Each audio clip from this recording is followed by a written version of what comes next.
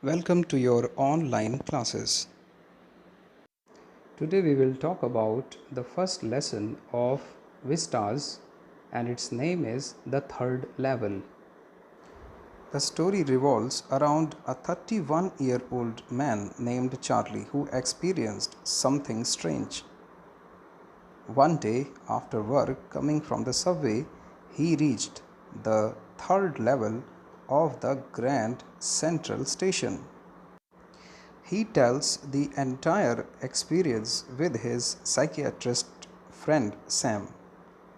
Charlie thought he experienced time travel and had reached somewhere in the 18th or 19th centuries, a time before the World War saw two of its most deadliest wars.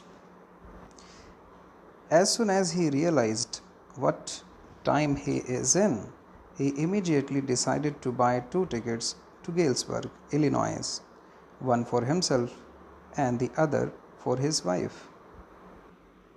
The clerk figured the fare. He glanced at my fancy headband, but he figured the fare, and I had enough for two coaches tickets, one way. But when I counted out the money and looked up, the clerk was staring at me. He nodded at the bills. "That is not money, mister," he said, "and if you are trying to skin me, you won't get very far." And he glanced at the cash drawer beside him. Of course, the money was old style bills, half again, as big as the money we use nowadays, and different looking. I turned away and got out fast. There is nothing nice about jail, even in 1894.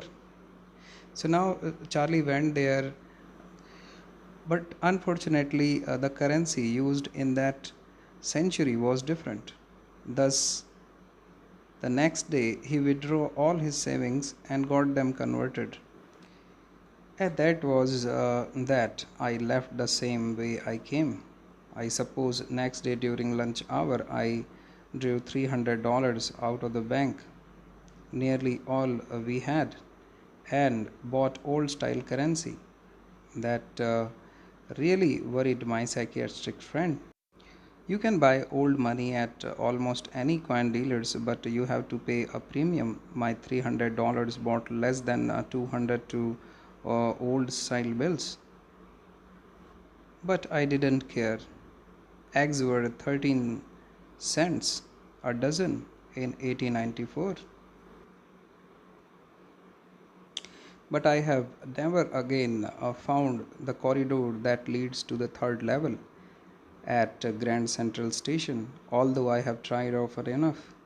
Louisa was pretty worried when I told her all this and didn't want me to look for the third level anymore. And after a while, I stopped. I went back to my stamps.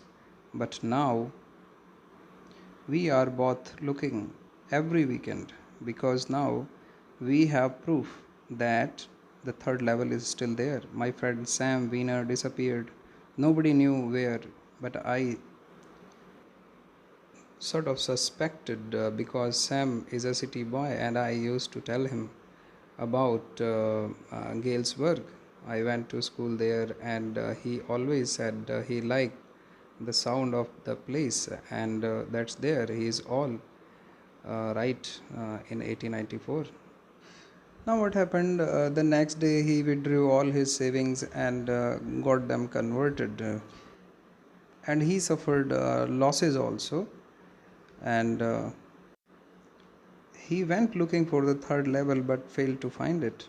It worried his wife and the psychiatrist friend Sam, who told him that he is hallucinating in order to take refuge from reality and miseries of the modern world, which is full of worry. Now, Charlie thought that it's good. Then he again doing his stamp collection in order to distract his mind from these things.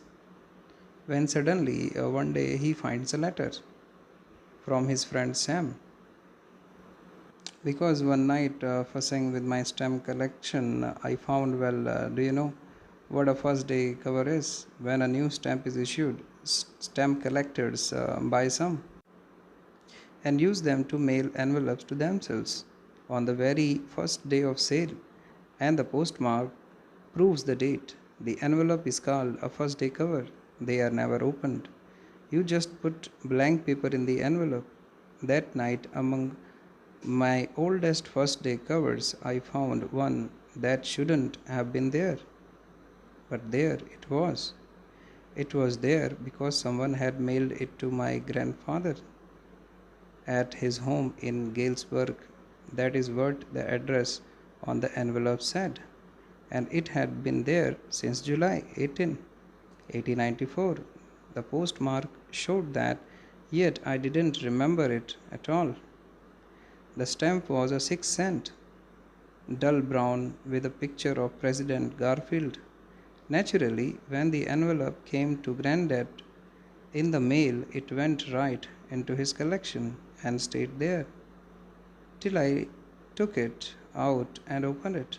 The paper inside wasn't blank. It read 9041 Willard Street, Galesburg, Illinois, July 18, 1894. Charlie, I got to wishing that you were right. Then I got to believing you were right. And Charlie, it's true, I found the third level. I have been here 2 weeks. And right now, down the street at the Dolly's, someone is playing a piano and they are all out on the front porch singing, Sing Nellie Home. And I'm invited over for lemonade. Come back, Charlie and Louisa. Keep looking till you find the third level. It's worth it. Believe me. The note is signed Sam. At the stamp and coin store I go to, I found out that Sam bought $800 worth of old style currency. And that money ought to set him up in a nice little hay feed and grain business. He always said that's what he really wished he could do. And he certainly can't go back to his old business. Not in Galesburg, Illinois in 1894. His old business. Why? Sam was my psychiatrist. Now, when nobody believed Charlie that there could be a third level at Grand Central Station, and he told this thing to his psychiatrist friend also, and then he also believed it and started to distract his mind. But one day, when he was searching for old stamp collection, he found a letter of Sam, his friend, who was missing recently. And Sam wrote that he always wanted to believe in the idea of third level, and now that he is there really himself, he encourages Charlie and Louisa to never stop looking for it.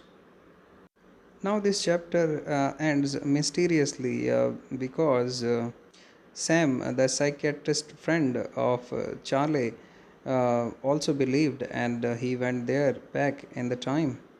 Now, it is on the reader that whatever Charlie was telling is true or another story of imagination of his. Thanks for watching.